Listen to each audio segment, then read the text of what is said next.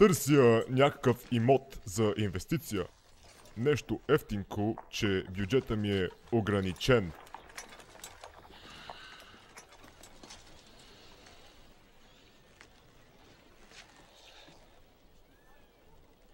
Ефтинко.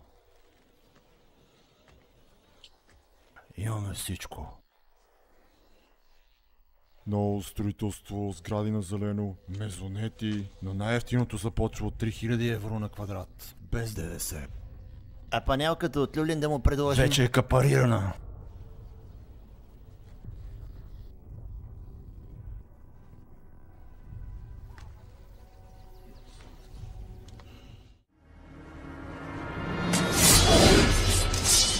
Брат, какво става?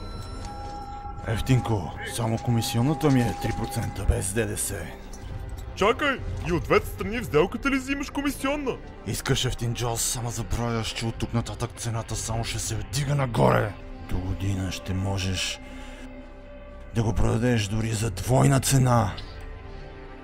След теб имам още 3 огледа за същия имот, така че решавай бързо. Кой нормален може да си го позволи? Това е лудост!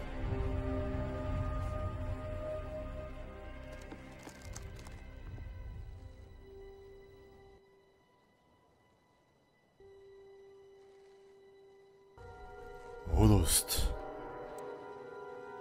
Това е български имотен пазар!